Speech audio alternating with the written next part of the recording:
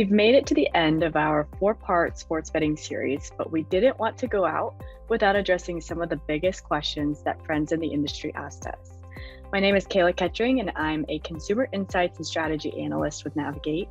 And here with me today is Luke Bould, the director at Alacria, a management consultancy based in Sydney, Australia, that works with clients to develop solutions to redefine experiences.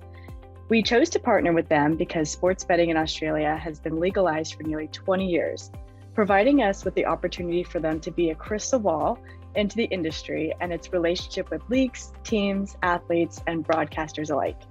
Luke, welcome, and we're excited to have you. Hi, Kayla. Good to see you. Let's jump right in. So our first question today, in our study, we found that sports betting sentiment was largely neutral. After experiencing this same trend in Australia nearly 20 years ago, how do you predict sentiment in the US might change? And how should brands and properties use this information to inform their strategies to move forward? Yeah, look, after launch in Australia, sentiment changed really quickly. And we've seen rapid shifts in sentiment change in other markets too. So it's interesting in the US that we're really seeing neutral to positive sentiment at the moment. 11% of sports fans oppose, 50% are neutral. So it's that neutral group that are key.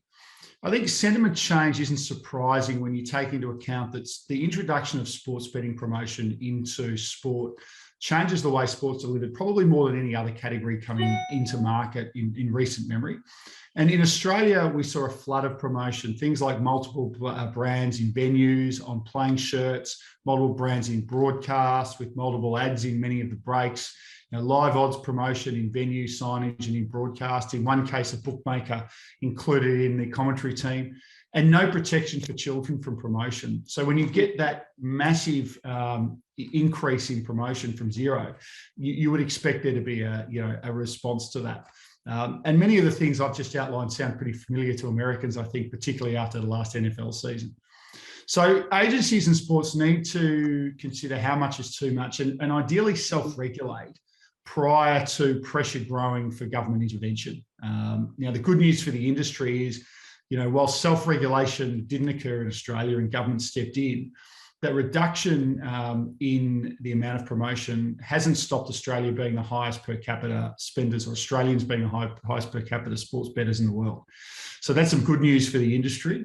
But clearly, if they want to retain control of their own destiny, then moving away from a laissez-faire approach and putting in place some industry-wide regulation is the right way to go.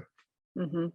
Yeah, and in our study, we found that over half of sports fans think that children should be shielded from exposure to sports betting, and then a third think that there should be some government mandated regulations on sports betting. Yeah, that's right. I mean, look, I think, there's some takeouts here for the industry around how to market successfully. And, there's many hundreds of millions of dollars being spent on promotion at the moment. And particularly, when you launch in a state, that's the key moment. We've seen that in New York in the last couple of weeks. Mm-hmm. But there is potentially a smarter way. And that's where the betting brands, need to consider their approach. What do you think this means for brands and properties who want to partner with betting brands? Yeah, I mean, I think it's interesting. We've got a situation where clearly there's a rush to market and a rush to do deals, and you can understand that given the many millions of dollars that are being spent. I think what needs to be contemplated by the sports is they need to find betting partners that are aligned to their values and their approach. And it's very early days in the industry, so that's not an easy thing to do.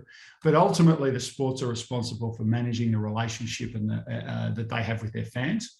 And if fans are being upset by sports betting partners, either the style of promotion, the volume, or some other element, then clearly that has an impact on the relationship between the team and the fan. It's interesting, our research shows that fans are likely to be more positive about their team if their team's got a sports betting partner. I think that's really an interesting insight. But it's like everything, you've got to manage that and be very careful about how you embark on those relationships. Yeah, that's interesting. Speaking of fans, one interesting data point that we wanted to highlight was that both sports fans and current sports bettors were motivated to sports bet because it was an easy way to make money. and because sports betting makes the game or match more interesting. How do you think the teams, brands, and properties can capitalize on these drivers to continue or to start attracting more fan engagement? Yeah, we're seeing a rush to develop physical sports books at venue. That's interesting, and it's an experiential approach that was also a hallmark of the early days of sports betting in Australia. But it's interesting that, in a state like New Jersey, more than 90% of bets are being placed on mobile, despite, that state having a history of sports books in casinos. And I think, over 80 to 90% across the nation so far are mobile. So clearly, that's going to be the preeminent way for people to bet. I think what's interesting about that is that there's kind of two broad types of sports bettors. There's high value sports bettors who spend a lot, who tend to have accounts with multiple sports books. They look for the best offers on each bet, and they're focused on return. So they engage across many sports, and they will watch the moment that they're bet on, but you don't necessarily see, and we haven't seen this really in any market, a substantial change in the volume of sports that sport that they watch, because they're watching on a transactional basis. Mm-hmm. The other fan is the more casual fan. These are, or the more casual bettor, I should say. They're lower value. They tend to be, the sports fan that's dipping their toe into sports betting. And they are clearly the target for sports, and they're the target for trying to grow engagement. We do see some evidence that occurs, and betting helps move fans up the value pyramid, which is important. But this is also the group that have said they're concerned about losing money. Mm-hmm. And the reality of sports betting is you're going to lose. That's just the facts. It's a sad fact. So it's going to be interesting to see the transition of that group, whether they do become more avid fans, whether they become more avid sports bettors once they've had a bit more experience and understand the ups and the downs of sports betting. Look, clearly there is the opportunity for growth, and we understand why sports are doing that. And if they can get it right, there are flow-on effects to sponsorship and media rights values. And that's a really, really important value proposition that sports betting can bring to the industry if they get it right. Mm-hmm. One thing I wanted to point out is a quote that I pulled from our study. It says, from somebody who likes to sports bet, they said, "I like to bet because I'm very confident in my knowledge." And I think the word confident is very important here, because if people have the education of how to sports bet, what it means, how to leverage your bets, what types of bets to use, they'll be more confident in betting, and therefore they might bet more. But on the flip side, we did see a lot of people say that they don't sports bet because they don't know how, they're not educated, they don't know sports enough. And so I think brands and properties can definitely leverage the education feature by educating people of how to bet, what it means, legal status, the ins and outs, so people can feel more confident when placing bets. Education is really important. Some would argue both in terms of how to bet and how not to bet. But yes. Putting that aside, even 20 years on in the industry in Australia, the complexity of sports betting beyond a simple win-loss bet means that education is still a challenge. Mm-hmm.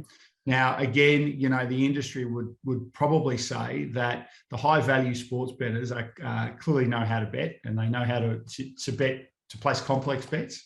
And that's obviously right, but increasing the number of those comes down to education, and that's going to be, I think, part of the second phase of sports betting in the US after the easy wins have been achieved. How do you, I talked about it before, move fans and sports bettors up the value pyramid? Yeah, definitely.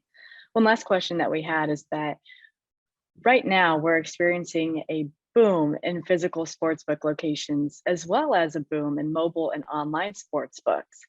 What are your thoughts on the amount and variety of sportsbooks that there are when it comes to sponsorship and partnership agreements? Yeah, look, I think first and foremost, there's undoubtedly going to be consolidation, and we're seeing that already.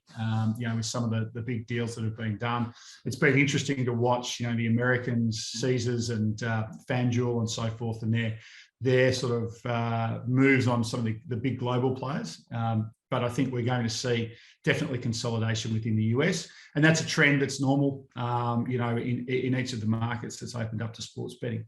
I think What's interesting is that we're seeing sports and leagues take on multiple partners in the sports betting landscape. So, I think the NFL now have 4. There are plenty of other examples of that. And, that's has the potential to lead to some of the problems we've already spoken about over-promotion. So, it clearly for sports books means lots of money, but they're all going to want to promote, and they're trying to reach the same fans, and they're trying to, promote against the other 3 licensed sports bettors that the NFL or any other sport has. So that's an interesting challenge for the sports, balancing taking the money and having multiple partners versus over-promotion. But my view is that what we will see is consolidation, which means that you will see sports with fewer, bigger deals. And in fact, that's what, again, we've seen in most markets where, there's been the rich get richer and the poor get poorer. We see that consolidation. We see the average value of deals increase, and in some cases really substantially and rapidly, but fewer deals being done. And that is what I think will happen in the US. That will take some time. There's obviously 50 states. And we're only just over halfway in terms of legalization, but that's what we believe will occur, and we're starting to see the early days of that consolidation occurring. Yeah, it goes back to your point that you mentioned earlier, that it's really important for brands and properties to make sure that if they sponsor or partner with somebody, that whoever they're sponsoring or partnering with really aligns with their values, so that you're not getting a flood of sports books or apps or websites that you're sponsoring or partnering with, and it's just a mishmash of brands that don't align with your overarching value. That's right, and we've had some conversations with sports in the States about this issue because there is, understandably, if you're the commercial director or VP running acquisition for a major sport or a major team, and you're seeing all this money on the table, well then you want to be aggressive, and you probably want to make sure that money, which seems like a lot at the moment, is coming for as long as it possibly can. I guess our counsel is twofold. Don't think that just because there's a lot of money now, there won't be more in the future. And secondly, you really do need to think about being with the right brands. And it's, we had similar conversations with some of the NBA teams when they introduced the shirt patch, a few years back.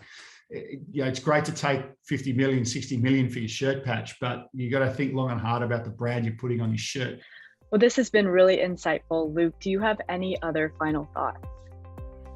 Look, I think that the overarching thought here is not to rush in, and to take time and to consider long-term outcomes, whether that be on deal making, or whether that be on how things are promoted and how brands are allocated. I think our research provides a really interesting moment in time.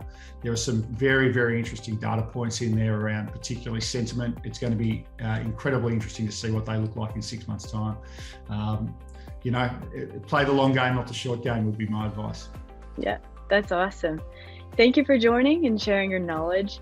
To the viewers, if you have any additional questions, feel free to fill out the survey linked with this video, and we will get back to you with some insights. Otherwise, to find out more about our sports betting series and to see the insights, you can go to our website, www.nvgt.com, or Alacria's website. Please feel free to reach out to myself or Luke or anybody on both of our teams if you have additional questions.